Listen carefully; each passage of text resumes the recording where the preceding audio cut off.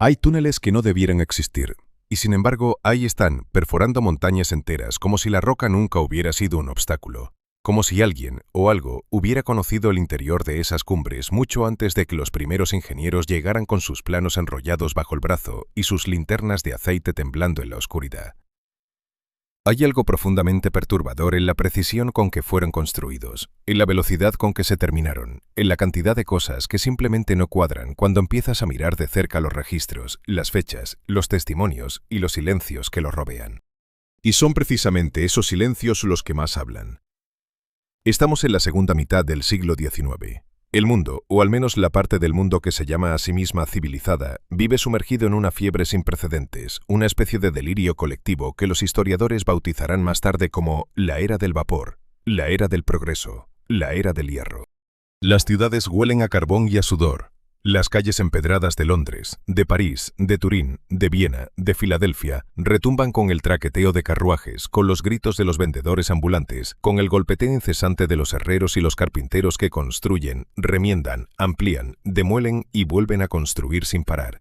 Los edificios de piedra negra de hollín se elevan hacia un cielo permanentemente encapotado de humo gris.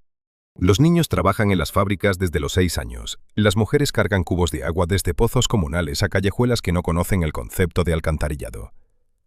Los hospitales son antesalas de la muerte donde los médicos operan sin guantes, sin anestesia en muchos casos, con las mismas manos con que acaban de diseccionar un cadáver. La esperanza de vida ronda los 45 años. La mortalidad infantil es tal que tener 7 hijos para que sobrevivan 3 se considera un resultado aceptable. La mayoría de la población no sabe leer ni escribir. El trabajo manual de un adulto, el trabajo que destruye la espalda, que consume los pulmones, que aplasta los dedos, que quema la piel, ese trabajo vale menos que el alimento básico necesario para sobrevivir. Es un mundo de una brutalidad cotidiana que los libros de historia suelen suavizar, romantizar, empaquetar en bonitos grabados de caballeros con chistera y damas con sombrillas paseando por exposiciones universales. Pero debajo de esos grabados hay otra realidad, una realidad de barro, de sangre, de tuberculosis, de hambre y de una ignorancia que se extiende como el horizonte.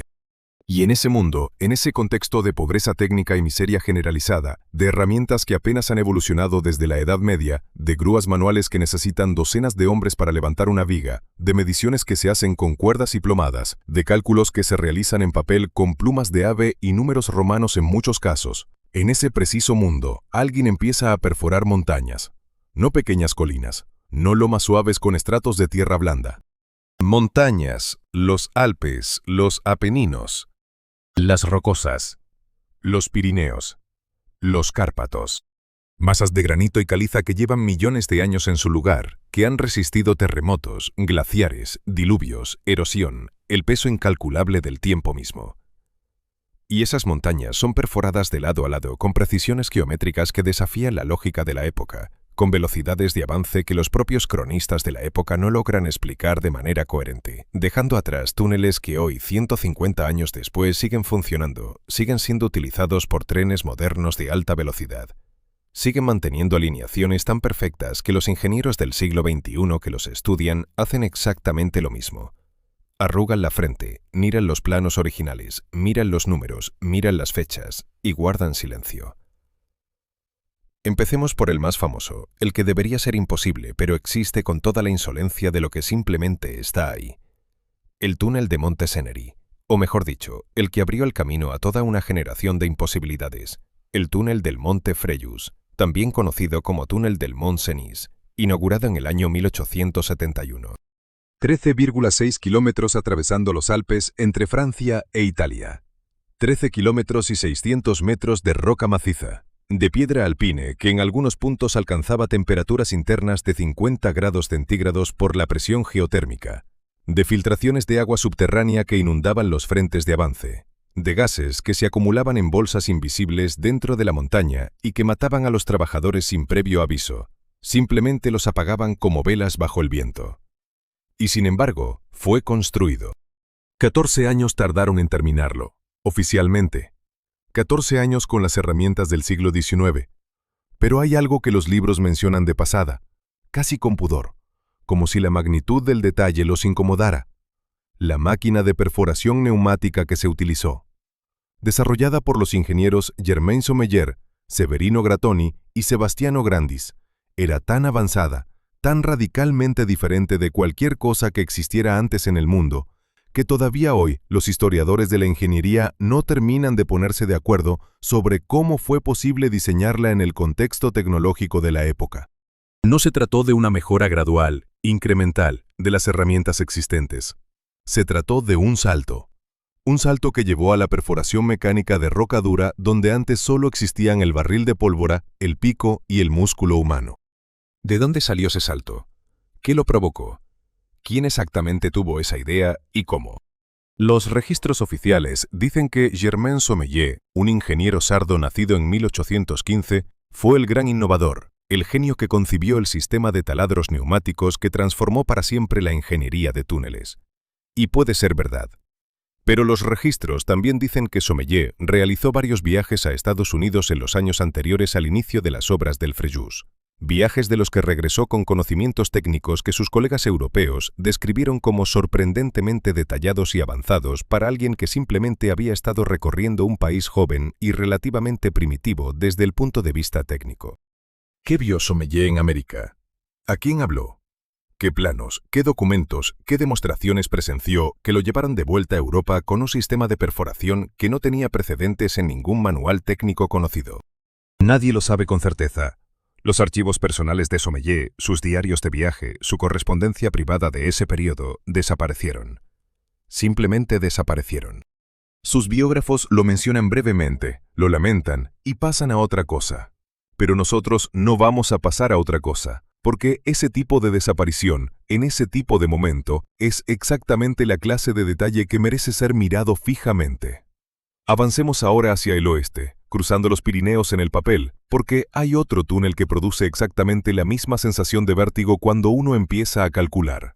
El túnel de Somport, por ejemplo, o los múltiples túneles que atraviesan la cordillera entre España y Francia en el siglo XIX. Pero también podemos cruzar el Atlántico y llegar a las montañas rocosas, donde los trabajadores del ferrocarril transcontinental americano, inaugurado en 1869, perforaron el promontorio de Sierra Nevada en California con una velocidad que todavía hoy se cita como récord. El túnel de la cumbre, excavado principalmente por trabajadores chinos que recibían menos de la mitad del salario de sus colegas blancos, atraviesa un promontorio de granito a más de 2000 metros de altitud, en condiciones de frío extremo, con avalanchas que sepultaban campamentos enteros durante la noche, con suministros que tardaban semanas en llegar. Y sin embargo el ritmo de avance documentado, el número de metros por día que se lograban en los mejores momentos, es estadísticamente incompatible con las herramientas que oficialmente se utilizaban. Los historiadores del ferrocarril lo saben, lo mencionan en notas al pie, y luego continúan. Aquí vale detenerse un momento, porque hay algo que necesitamos establecer antes de seguir adelante, algo que cambia la naturaleza de toda esta conversación. No estamos hablando de errores de medición menores, de imprecisiones de los cronistas, de la inevitable inexactitud de los registros históricos. Estamos hablando de órdenes de magnitud. Estamos hablando de la diferencia entre lo que era tecnológicamente posible con las herramientas documentadas y lo que fue efectivamente construido. Y esa diferencia no se explica con trabajo duro, con determinación humana, con el genio individual de tal o cual ingeniero. Esa diferencia sugiere que había algo más, algo que no está en los registros oficiales, o que está en los registros de manera tan oblicua, tan enterrada entre líneas, que hay que saber exactamente dónde mirar para encontrarlo. Pensemos en la alineación. Cuando se construye un túnel de varios kilómetros, el desafío técnico más inmediato, más brutal, más aparentemente insuperable con la tecnología del siglo XIX es mantener la alineación. Dos equipos empezando desde extremos opuestos de la montaña, perforando hacia el interior en la oscuridad total, sin comunicación posible entre ellos durante meses, a veces durante años, dependiendo únicamente de las mediciones tomadas en la superficie para garantizar que, cuando finalmente se encuentren en el interior, se encuentren con una desviación aceptable. Y aquí viene lo que te eriza la piel. En la mayoría de los grandes túneles del siglo XIX, la desviación al momento del encuentro fue de centímetros. No de metros, no de decenas de metros. Centímetros. El túnel del Mont Cenis, 13,5 kilómetros a través de granito alpino. Dos equipos trabajando desde los extremos opuestos durante 14 años, se encontraron con una desviación horizontal de 42 centímetros y una desviación vertical de apenas 12 centímetros. ¿Cómo? ¿Con qué instrumentos? Los teodolitos de la época tenían márgenes de error documentados que matemáticamente habrían acumulado desviaciones mucho mayores a esa escala de distancia. Los ingenieros lo sabían en su momento. Las actas de la comisión técnica que supervisó la obra lo mencionan explícitamente. Los errores de alineación esperados, basados en los instrumentos disponibles, eran significativamente mayores que los errores reales obtenidos. Y en vez de investigar por qué la realidad superó las expectativas de manera tan dramática, la comisión simplemente celebró el resultado, felicitó a los ingenieros y archivó el expediente. Dacă îți plac acest gen de povestiri istorice despre misterele trecutului, dă like și scrie 1 în comentarii. Dacă nu îți plac, scrie 0, astfel vom ști cât de apreciate sunt poveștile noastre. Volvamos por un momento al mundo en que estas obras ocurrieron, porque es importante no perder de vista el contexto, no dejar que la asepsia técnica de los números y las fechas nos haga olvidar en qué tipo de planeta estaban viviendo las personas que supuestamente realizaron estas hazañas. El campamento de trabajadores en el lado piamontés del túnel del Mont Cenis en la década de 1860 era, según los testimonios de la época recogidos por el cronista local Pietro Bargoni en sus crónicas de Bardonecchia, un asentamiento de aproximadamente 4.000 personas viviendo en barracones de madera sin aislamiento, a más de 1.500 metros de altitud, con inviernos que alcanzaban los 20 grados bajo cero. No había calefacción adecuada. El suministro de agua potable era irregular. Las enfermedades respiratorias, la silicosis por el polvo de roca, las infecciones por heridas maltratadas, el escorbuto por la dieta deficiente, mataban a los trabajadores a un ritmo que los supervisores anotaban en sus registros con la misma prosa seca con que se anotaba la cantidad de barriles de pólvora consumidos. Número de bajas en el mes de enero, 43.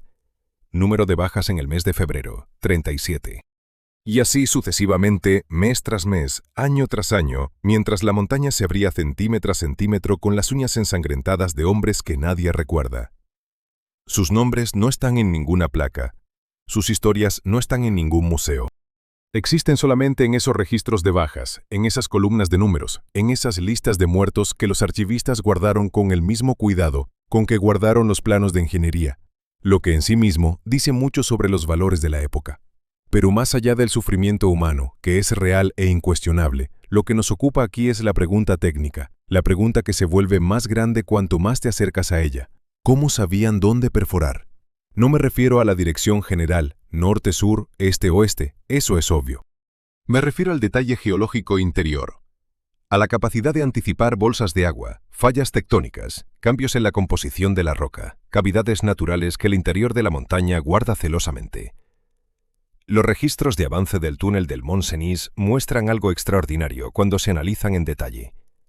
En numerosas ocasiones, los equipos de perforación cambiaron de ángulo, ajustaron su trayectoria, modificaron su técnica, justo antes de llegar a una zona geológicamente problemática que no podían conocer de antemano desde la superficie.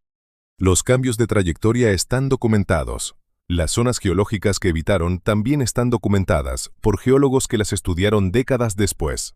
La correlación entre ambas es demasiado precisa para ser casual, demasiado consistente para ser suerte. Alguien sabía lo que había dentro de esa montaña antes de empezar a perforarla.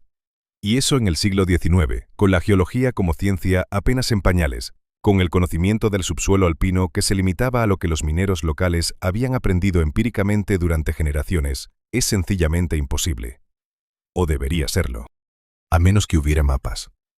A menos que hubiera documentación preexistente del interior de esas montañas, generada por alguien, en algún momento anterior, con métodos que no eran los del siglo XIX. Esta idea, que puede sonar descabellada a primera vista, empieza a cobrar peso cuando uno comienza a rastrear la historia de los documentos técnicos que los ingenieros del siglo XIX utilizaron para planificar sus obras. Porque hay algo muy curioso. En varios casos documentados, los planes iniciales de las grandes obras ferroviarias no fueron generados por los ingenieros que las ejecutaron.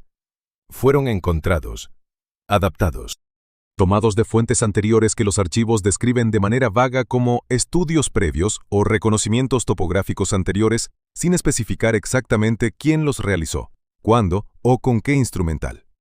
El ingeniero jefe del ferrocarril del Central Pacific en California, Theodore Judah, antes de su muerte prematura en 1863, dejó anotaciones en sus diarios que sus biógrafos han interpretado de maneras muy distintas durante generaciones.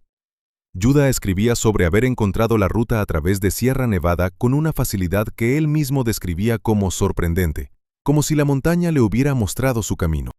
Sus biógrafos dicen que era una metáfora poética de un hombre apasionado. Pero, ¿y si no lo era?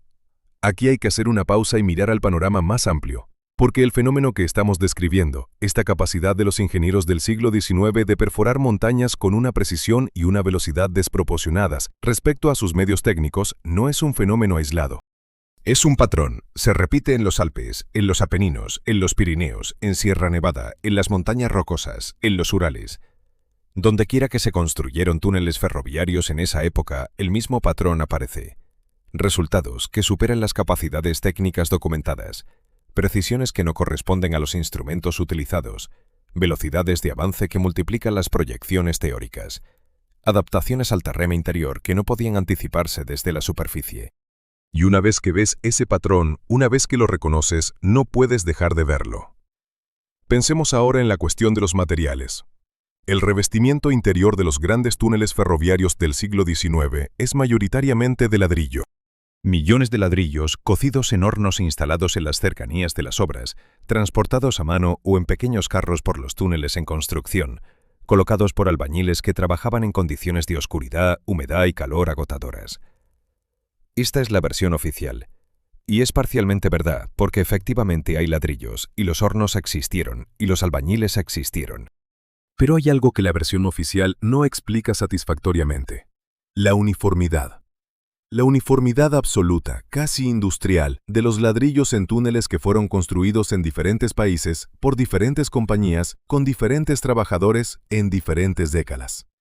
Esa uniformidad sugiere un estándar, un patrón, una especificación técnica que se aplicó de manera consistente a través de fronteras nacionales y diferencias temporales. ¿Quién estableció ese estándar? ¿Dónde está documentado? ¿En qué reunión de ingenieros? ¿En qué publicación técnica? ¿En qué congreso de arquitectura ferroviaria fue acordado y difundido?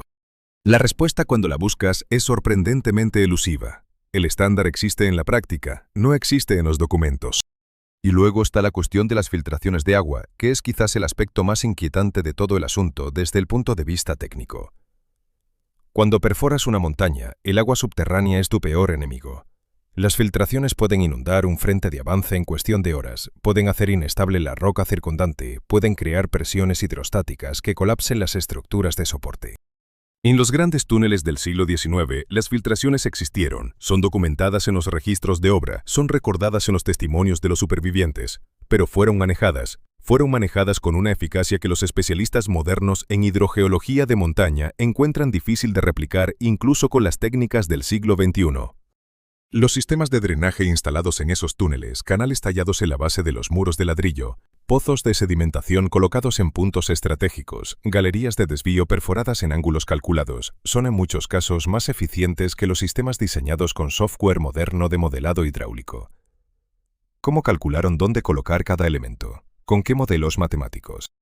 ¿Con qué datos sobre el comportamiento del agua en ese tipo específico de formación geológica? Los documentos técnicos de la época son notoriamente vagos en este aspecto. Describen los resultados, el agua fluye por aquí, el drenaje funciona por allá, pero no explican los criterios de diseño, no revelan los cálculos que llevaron a las decisiones de ubicación. Existe en los archivos de la Escuela Politécnica de Turín, la institución que formó a varios de los ingenieros clave del túnel del Mont Cenis, un legajo de documentos técnicos fechados entre 1852 y 1857, los años inmediatamente anteriores al inicio de las obras. Esos documentos, que fueron catalogados por el archivista Ernesto Mancuso en los años 70 del siglo XX y descritos en su memoria inédita que permanece en los fondos no digitalizados de la institución, contienen planos y cálculos de una sofisticación que Mancuso describió como absolutamente incongruente con el periodo. Mancuso, un historiador de la ingeniería formado y riguroso, no era dado a afirmaciones sensacionalistas, y sin embargo su memoria describe los documentos con un vocabulario que se vuelve progresivamente más desconcertado página tras página. Habla de representaciones de flujo hidrodinámico que anticipan métodos desarrollados décadas después. Habla de análisis de resistencia de materiales que utilizan aproximaciones matemáticas formalizadas mucho más tarde en la historia de la mecánica estructural. Habla de notaciones algebraicas que no corresponden a ningún sistema de notación conocido en la Europa de mediados del siglo XIX. ¿Qué eran esos documentos? ¿De dónde venían? Mancuso no llegó a una conclusión. Murió en 1981 sin publicar su memoria, y cuando sus herederos intentaron recuperarla de los archivos politécnicos, los funcionarios de la institución les informaron que el legajo había sido reclasificado y no era accesible al público. No destruido, aclararon, simplemente reclasificado. La distinción parece pequeña hasta que entiendes lo que significa en la práctica. Es exactamente igual de inaccesible, pero con una capa adicional de negación plausible. Esta es la clase de momento en que la historia oficial y la historia real empiezan a separarse de manera visible. No porque exista una conspiración activa, no porque haya villanos con capas oscuras guardando secretos en salas cerradas con llave, sino porque hay un patrón sistemático de preguntas que no se hacen, de documentos que se reclasifican, de anomalías que se mencionan en notas al pie y luego se ignoran, de incongruencias que los especialistas conocen y no publican, porque publicarlas sería académicamente suicida en un mundo donde las carreras dependen de no cuestionar el consenso establecido.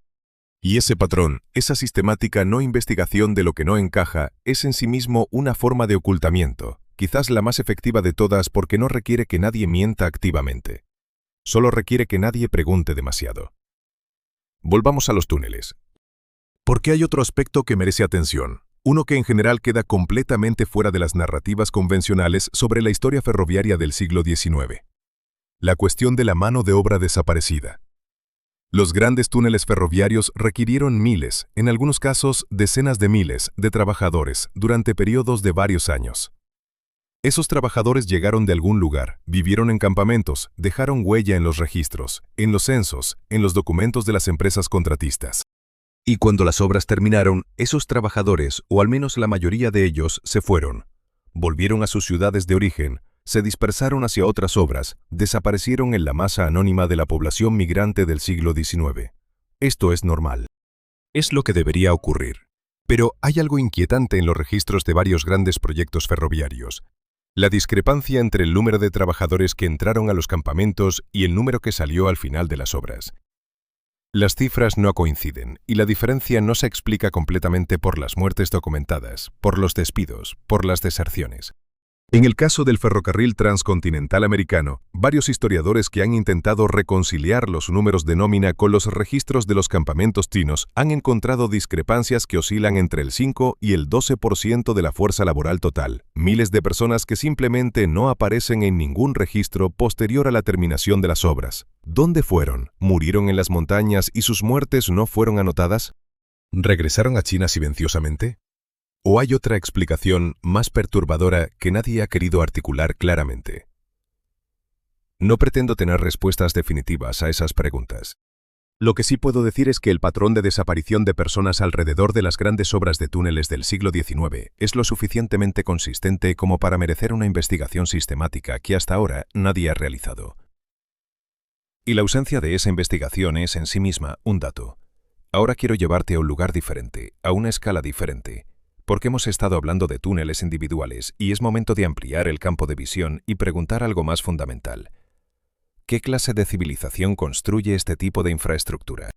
Porque cuando hablas con ingenieros modernos, con especialistas en construcción de túneles que trabajan con maquinaria computerizada, con escáneres de resonancia sísmica que mapean el interior de las montañas con precisión milimétrica, con sistemas de posicionamiento GPS que garantizan alineaciones perfectas, esos especialistas te dicen invariablemente que los grandes túneles del siglo XIX son hazañas extraordinarias, que son obras que merecen respeto y admiración. Pero también te dicen, si los presionas un poco, si los llevas a un bar después de la conferencia y les pides que hablen sin la presión académica encima, que hay cosas en esos túneles que ellos no saben cómo se hicieron.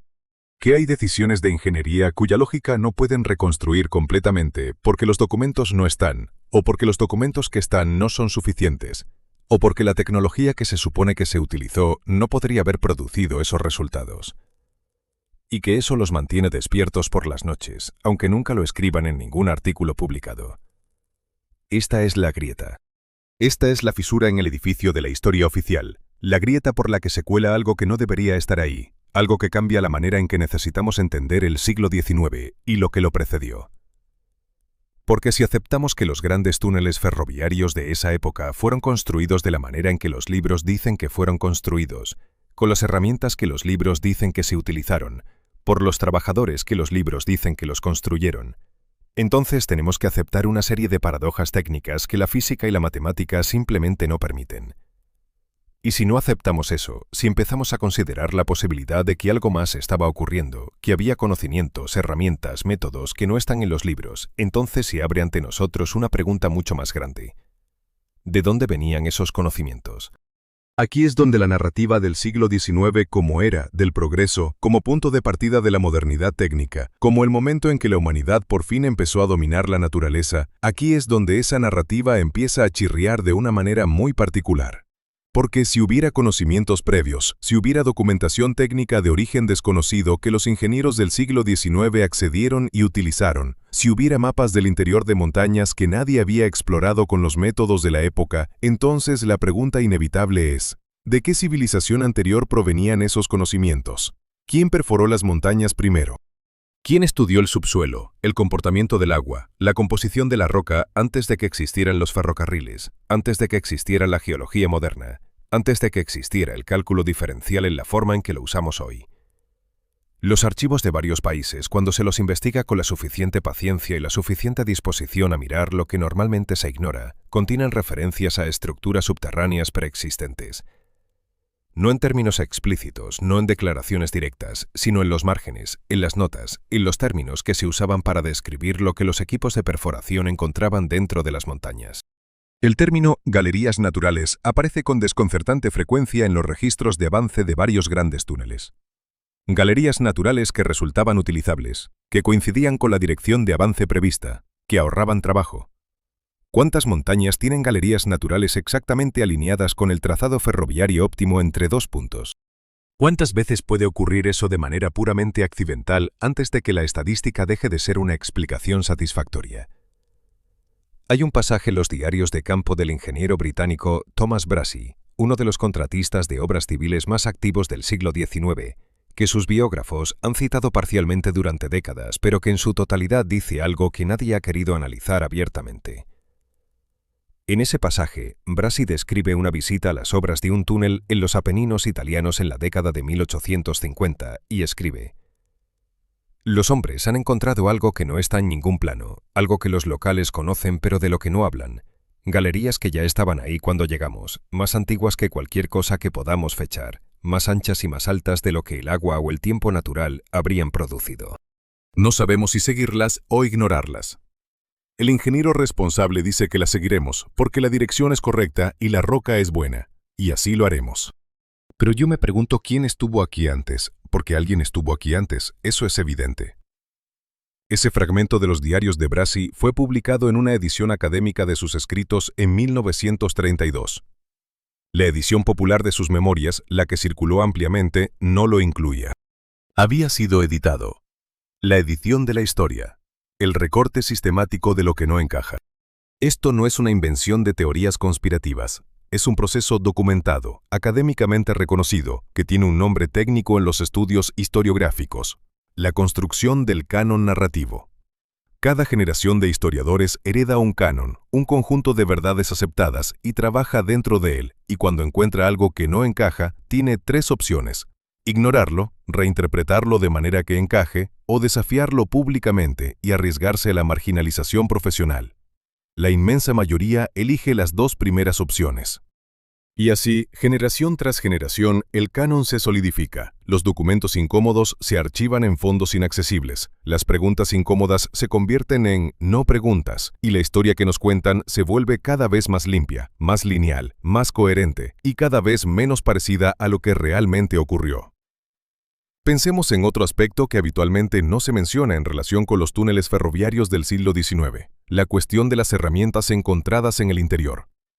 Durante las obras, los equipos de perforación encontraron regularmente objetos dentro de la roca, objetos que no debían estar ahí, objetos que no correspondían a ningún periodo histórico conocido, objetos cuya presencia dentro de formaciones geológicas de millones de años de antigüedad era técnicamente imposible según los conocimientos científicos de la época. Estos hallazgos aparecen registrados en los reportes de obra con una prosa deliberadamente neutral, objetiva, casi como si los redactores estuvieran conscientes de que lo que estaban describiendo era perturbador y prefirieran mantener la distancia emocional. Un clavo de metal de apariencia no local, un fragmento de material de composición desconocida, una pieza de maquinaria cuya función no podía determinarse. Cada uno de estos hallazgos fue documentado brevemente, entregado a las autoridades correspondientes y desapareció de los registros sin dejar rastro de a dónde fue. Los científicos que los recibieron no publicaron análisis. Las instituciones que los custodian no responden consultas al respecto. Son los fantasmas en los archivos, las presencias que nadie nombra directamente, pero que todo el mundo que ha trabajado en esos fondos documentales conoce y evita. Ahora debo hablarte de algo que amplía enormemente el contexto de todo lo que hemos estado discutiendo, la cuestión de los materiales de construcción que no corresponden al periodo. Porque cuando hablamos de ladrillo cocido, de cemento, de mortero, estamos hablando de materiales que los especialistas en arqueología industrial pueden fechar con bastante precisión, analizando su composición química, los aditivos utilizados, las proporciones de los componentes. Y cuando esos especialistas analizan el revestimiento de ladrillo de ciertos segmentos de los grandes túneles ferroviarios del siglo XIX, algunos de ellos encuentran anomalías. Morteros cuya composición no coincide con lo que era estándar en la época. Ladrillos cuya cocción sugiere temperaturas más altas de lo que los hornos del siglo XIX podían alcanzar consistentemente. Aditivos químicos en el cemento que no aparecen documentados en ninguna receta de construcción de la época. Estas anomalías son conocidas en los círculos especializados. Se mencionan en conferencias técnicas con la misma prosa neutralizadora que vimos en los reportes de obra. Resultados no del todo coherentes con las expectativas, posiblemente debidos a contaminación de la muestra. Se requieren análisis adicionales. Y los análisis adicionales nunca se publican, porque nadie los solicita con la urgencia suficiente. Y los que lo hacen encuentran que los fondos de investigación simplemente no están disponibles para ese tipo de proyecto. Los fondos de investigación. Aquí hay otro hilo que vale la pena tirar. La financiación de la investigación histórica no es neutral. Nunca lo ha sido. Las instituciones que financian la investigación tienen intereses, tienen agendas, tienen narrativas que les conviene mantener intactas. Las grandes compañías ferroviarias del siglo XIX, muchas de las cuales sobrevivieron en una forma u otra hasta el siglo XX y más allá, tienen archivos propios, archivos que no son públicos, archivos a los que el acceso se concede selectivamente y con condiciones. Cualquier investigador que haya intentado acceder a los archivos históricos de, digamos, las grandes compañías ferroviarias europeas o americanas de la era victoriana, puede dar testimonio de lo complicado, lo lento, lo frustrantemente incompleto que resulta ese acceso. No se puede ver todo. Siempre hay fondos en restauración. Siempre hay series documentales cuyo acceso requiere aprobaciones adicionales que nunca llegan. Siempre hay piezas que faltan exactamente donde más se necesitan. Y entonces, ¿qué tenemos? Tenemos túneles que no debieron poderse construir con las herramientas disponibles. Tenemos alineaciones que superan las capacidades de los instrumentos documentados. Tenemos documentos técnicos de origen incierto que contienen conocimientos anacrónicos. Tenemos galerías preexistentes dentro de montañas que los ingenieros simplemente aprovecharon sin preguntar de dónde venían. Tenemos materiales de construcción con propiedades que no corresponden a las técnicas de la época. Tenemos hallazgos arqueológicos dentro de la roca que desaparecieron en los archivos. Tenemos archivos inaccesibles, documentos reclasificados, ediciones expurgadas de memorias técnicas. Tenemos ingenieros modernos que en privado admiten que no entienden cómo se hicieron ciertas cosas. Y tenemos, por encima de todo, un patrón. Un patrón global que se repite en continentes diferentes, en décadas diferentes, con actores diferentes. Un patrón demasiado consistente para ser accidental. Lo que ese patrón sugiere, lo que te obliga a contemplar cuando lo miras en su totalidad sin apartar los ojos, es la posibilidad de que los ingenieros del siglo XIX no fueron los pioneros que la historia oficial presenta. Que no estaban abriendo caminos en territorios vírgenes, explorando lo desconocido, enfrentándose por primera vez a los desafíos de perforar montañas, sino que estaban en cambio redescubriendo, recuperando, adaptando, que antes de ellos había algo o alguien que conocía las montañas por dentro con una intimidad que nosotros ni siquiera hoy con todo nuestro instrumental hemos logrado completamente. Y que ese conocimiento, esa civilización anterior o esas civilizaciones anteriores, plural, porque puede haber sido más de una, desapareció. De alguna manera. Por alguna razón. Y lo que quedó, lo que sobrevivió en forma de documentos, de planos, de mediciones, de estructuras subterráneas parcialmente completadas, fue heredado por los ingenieros del siglo XIX, sin que ellos necesariamente supieran o entendieran plenamente lo que estaban heredando. ¿Una catástrofe? ¿Un reseteo de la civilización? ¿Una ruptura de la continuidad del conocimiento humano lo suficientemente radical como para borrar el recuerdo de lo que existía antes, pero no lo suficientemente total como para destruir todos los vestigios físicos de esa existencia? Hay evidencia de ese tipo de ruptura en múltiples fuentes, en múltiples tradiciones culturales de todo el mundo, en mitos y leyendas que describen civilizaciones anteriores más avanzadas que fueron destruidas por catástrofes globales, por inundaciones, por fuegos del cielo, por guerras que cambiaron la faz de la Tierra. La ciencia occidental durante mucho tiempo descartó esas tradiciones como mitos, como proyecciones psicológicas colectivas, como narraciones simbólicas sin contenido histórico real. Pero en las últimas décadas algo está cambiando lentamente con la resistencia propia de los paradigmas bien establecidos. La geología, la arqueología, la paleoclimatología están comenzando a documentar eventos catastróficos reales, eventos ocurridos en la prehistoria o en los márgenes de la historia registrada que podrían explicar rupturas dramáticas en la continuidad civilizatoria humana. Un impacto de cometa hace aproximadamente 12.000 años, el llamado evento de Younger-Dryas, dejó marcas globales en el registro geológico, capas de iridio, carbón, platino, en múltiples continentes simultáneamente. El nivel de los mares subió 14 metros en cuestión de siglos. Regiones costeras que habían sido habitadas por comunidades humanas durante milenios quedaron bajo el agua. ¿Qué se perdió? ¿Qué conocimientos, qué técnicas, qué civilizaciones enteras quedaron sumergidas literalmente bajo el mar o bajo capas de sedimento y tiempo? No lo sabemos. Y esa ignorancia, ese hueco en nuestro conocimiento de nuestro propio pasado, es quizás la anomalía más grande de todas. Somos una especie que puede secuenciar su propio genoma, que puede construir telescopios que miran hasta los bordes del universo observable, que puede modelar el clima con décadas de antelación, y sin embargo no sabemos quiénes vivían en este planeta hace 12.000 años con el suficiente nivel de sofisticación como para dejar vestigios técnicos que nosotros, en el siglo XIX y a veces incluso en el XXI, encontramos difíciles de replicar. Esa ignorancia no es natural. No es el resultado inevitable del paso del tiempo. Es el resultado de no haber mirado donde debíamos, de no haber preguntado lo que debíamos, de haber aceptado demasiado fácilmente una narrativa que hacía del siglo XIX el punto de partida de la historia técnica de la humanidad y dejaba todo lo anterior en la categoría cómoda y paralizante de la prehistoria. Volvamos al interior de los túneles, al lugar concreto, material, físico, donde todo esto se vuelve real de una manera que no puede ignorarse.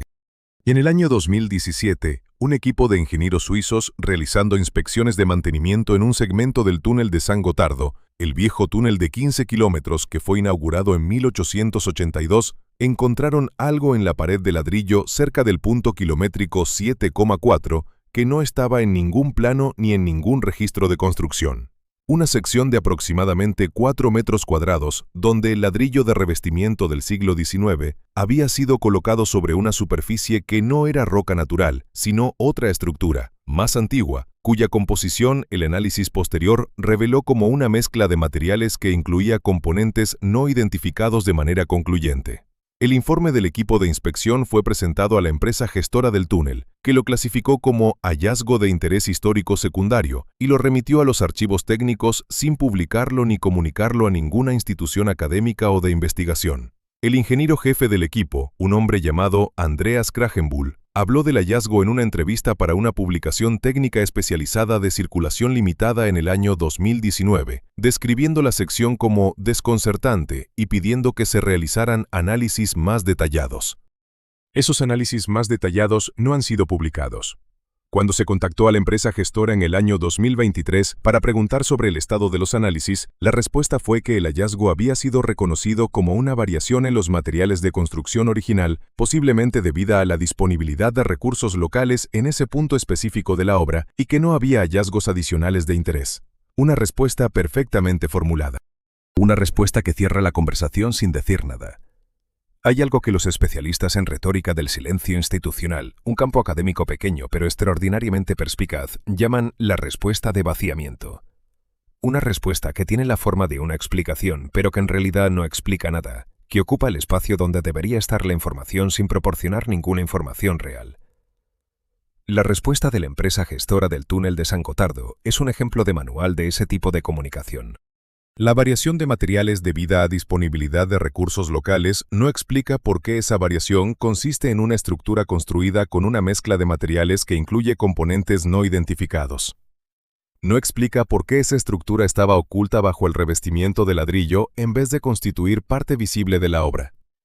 No explica por qué ningún documento de construcción la menciona. No explica por qué los análisis más detallados, si fueron realizados, no han sido publicados. Una vacidad perfectamente vestida de respuesta. El siglo XIX amaba sus secretos. Los amaba con la misma pasión con que amaba sus inventos, sus exposiciones universales, sus grabados de acero y sus ferrocarriles brillantes cruzando continentes.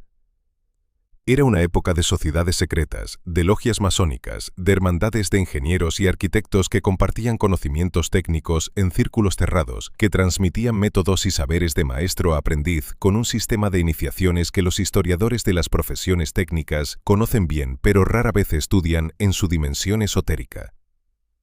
Los grandes ingenieros del siglo XIX, los Brunels, los Stephensons, los Eiffels, los Sombrier, eran en su mayoría miembros de estas fraternidades. Sus biografías oficiales lo mencionan de pasada, con el tono ligeramente condescendiente con que los historiadores modernos hablan de prácticas que consideran pintorescos residuos de una mentalidad precientífica. Pero hay algo que esa condescendencia no puede explicar: la efectividad de esas fraternidades en la transmisión de conocimientos técnicos que funcionaban, que producían resultados, que construían estructuras que todavía están en pie 150 años después. Y la pregunta inevitable es, ¿qué transmitían exactamente esas fraternidades? ¿Qué conocimientos circulaban en esos círculos cerrados que no aparecen en los libros de texto, en los tratados técnicos publicados, en las conferencias universitarias?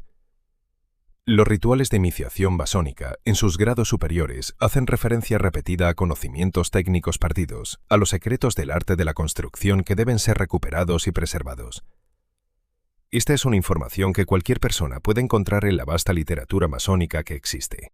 Los historiadores la interpretan como metáfora, como simbolismo espiritual que utiliza el lenguaje de la arquitectura y la ingeniería de manera figurada. Pero, ¿y si parte de ese lenguaje no era completamente figurado? ¿Y si los rituales eran también el vehículo de transmisión de conocimientos técnicos reales, de métodos concretos, de fórmulas y procedimientos que eran demasiado valiosos o demasiado peligrosos para circular libremente? ¿Y si lo que Germain Sommeiller encontró en América, lo que Theodore Judah encontró en Sierra Nevada, lo que los ingenieros de los grandes túneles alpinos encontraron en los archivos de la Escuela Politécnica de Turín, era exactamente ese tipo de conocimiento transmitido por canales que la historia oficial no reconoce porque nunca los buscó con suficiente seriedad? No tengo pruebas concluyentes de esto. Quiero ser absolutamente claro en ese punto. Lo que tengo es un patrón de evidencias circunstanciales lo suficientemente consistente como para plantear la pregunta de manera seria, de manera que merece investigación, de manera que no puede simplemente ser desestimada con un gesto de condescendencia académica. Y lo que también tengo es la certeza, basada en la larga historia de cómo funciona el conocimiento humano y cómo se transmite a través del tiempo, de que la historia que nos han contado sobre los grandes túneles ferroviarios del siglo XIX es incompleta. No necesariamente falsa, aunque algunas partes probablemente lo sean. Incompleta. Le faltan capas, le falta profundidad. Le falta la dimensión que se perdió cuando alguien, en algún momento, decidió que ciertas preguntas no debían hacerse, o que sus respuestas no debían compartirse.